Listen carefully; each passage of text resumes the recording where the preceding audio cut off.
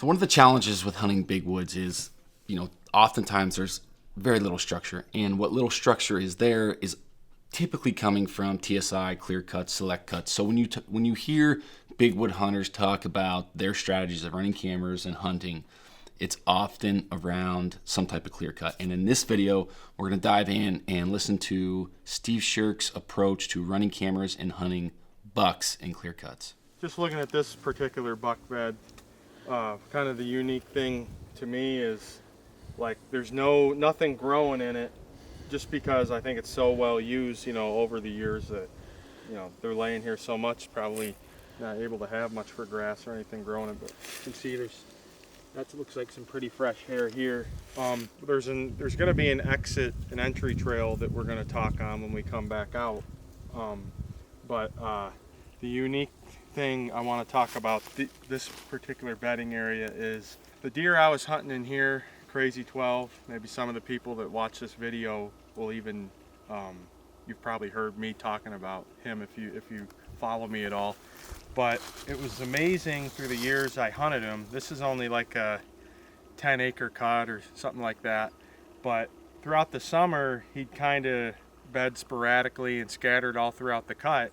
And then what I really want to show is how once maybe mid-September arrived, he would shrink up his bedding and daytime activity to literally like 3 to 5 acres. He'd just use a tiny little portion. So what I really want people to learn today is the benefit of clustering cameras around these bedding areas, because if your cameras aren't in the right particular portion of the bedding area or the cut per se, then you're never going to possibly know that there's even particular buck or maybe even any bucks bedding in there, because the activity level is shrinking up so much as we go into early fall that it's hard to really just get pictures to get on deer. So I think that's going to be something we're going to learn about in this particular bedding area today. This, I kid you not, even though it's used now, but this can't be him because he's dead. But he would use these beds some in the summer, and I'd have a camera up there. I'd leave the camera there, year round or whatever. And then this whole end, just blank.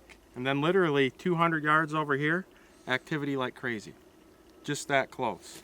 And he did the same thing 3 years in a row. But this trail here that kind of goes from beds out to that edge, rarely even in the summer do I get daylight photos. I think over the years the buck has caught on to me using that fence line a lot, but they don't go a lot there in the daytime. Another classic buck bed that gets used every year right here too.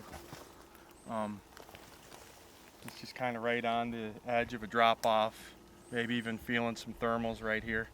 And these beds, I kid you not, if one buck dies, generally another good buck will move in the next year or sometimes immediately.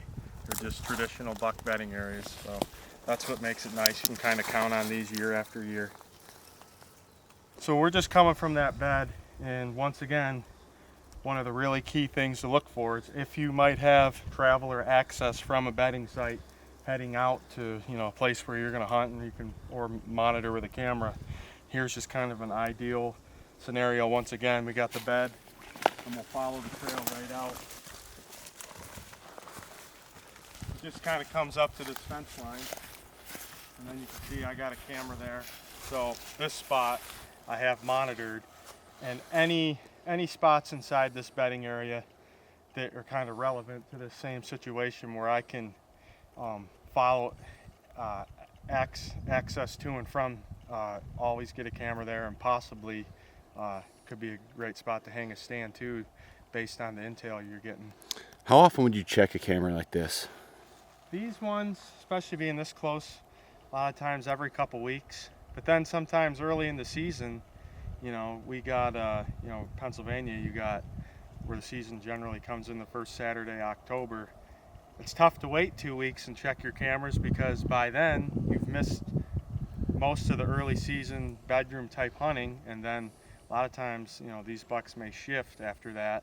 So in the season, I might gamble and be more aggressive, and maybe if I'm going to hunt on a Saturday, I might sneak in here Friday, check the cameras, see if any portion of the bedding area is getting used more, any access trails are getting used more, and then decide where I'm going to hunt maybe the day before. All right, so this is actually kind of another overlooked bed. And it probably hasn't been used recently, and you're going to find that a lot, especially in the big woods. What I wanted to bring up about this bed is literally like 70 yards over there, I have a camera on another route that bucks generally take in this area. It was on a mock scrape.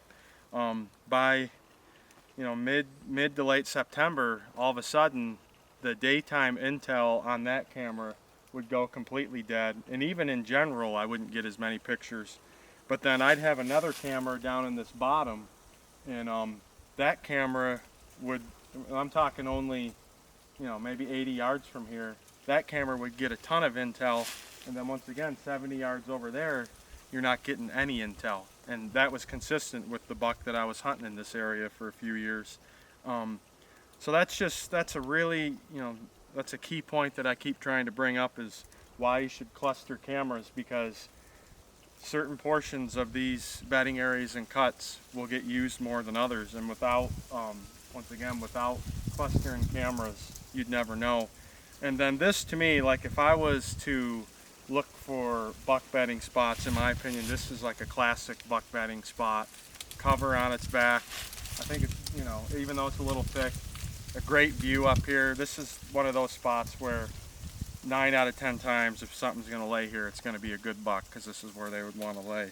So we've only went, since the last time we talked, we've probably only went 100 or 200 yards, and we've only covered maybe, a few acre distance. And now we're at the part of the end of the bedding area where I would get a lot of daylight intel. You wouldn't even know that this was an entry and exit route unless you were to walk more from the woods. I think when Chad and I came out, it was more noticeable. But there's a faint trail coming out to here, and this was a spot that I would put a camera, monitor, and I would get a lot of daylight intel right here, especially during cold fronts. I'd catch him coming out more out of his bedroom in the daylight. When there wasn't cold fronts, though, it was generally a lot of times. Sometimes, I kid you not, 15 minutes after it got completely dark, he'd be on this camera. So it just goes to show, you wonder where those deer are during the day in the early season, and that's what they're living in, that stuff right there. And you think they're not moving, they're moving, but they're only moving from bed to bed and inside of those thick areas. So one thing too, that I think is important, especially when you're scouting these areas, is a lot of times these bucks, they've been feeding, we think they come out of the bedding area to feed, which a lot of times they do, but we're getting closer to the rut in October, and another thing that's really on their mind is they're going to come out and work scrapes. And like these old logging roads like this, he had a series of scrapes along it, and that was one of my best places to get good intel on Crazy 12. He'd come out of the bedding area, work his way down, work some scrapes, then he'd follow this trail right out. And this is actually where I got a shot at, I did get a shot at him a couple years ago. The only chance I ever got. Unfortunately, obviously, I didn't connect. But I think it's important to look for scrapes on the edges of those bedding areas, because those are just they're key points to keep in mind, especially when those bucks start getting more interested in the rut and marking sign and doing that. I think those are also great spots. And once again, these logging roads are, if you've been in where there's been logging before, scrapes on these old logging roads are very, very common. They love to work them and lay down scrapes. And that was the tree right there that's pretty open, but there's a few limbs just kind of up there about 20 foot and that were full of leaves, and that's kind of what I would use for cover. Obviously, it's still April, so the trees aren't leafed out yet, but that was just one of the spots that I would set up on. This is where I got a shot at him one year, and surprisingly, I thought he would never want to come through here ever again, but I don't really think he knew what happened the day I did shoot at him, because he would use this even in the daytime often, weeks before and next years to come. So sometimes you just don't know. You spook a deer, you think, oh, never come by that spot again, but you can't be too sure. So he definitely didn't have much effect on him. All right, so here's another one of those logging road spots. You can see the licking branch. This is a spot where it's another really good spot. I get a lot of daylight intel because you might be able to look over there and see we're right on the edge of the bedroom. And there's a legitimate trail that comes off the logging road right here, you know, to and from the scrape. Generally, I'd have a stand up in that tree over there, which is 25, 30 yards away. This is just kind of the stuff that, you know, that you're looking for. I actually didn't, I didn't make this scrape. This one's hit every year. I'll probably have to fix the licking branch, but they just snapped this off. And you figure, I don't know, that's probably up 7.5 feet, and I don't think a 1.5-year-old buck has got the length to reach up there and do that. So, but yeah, when you're out there scouting, I mean, any scrapes you can get tight to bedding. You know, people talk about scrapes are mainly hit at night. Well, it depends on where the scrape is, and these scrapes tight to bedding often produce probably more daylight activity than they would at night. So.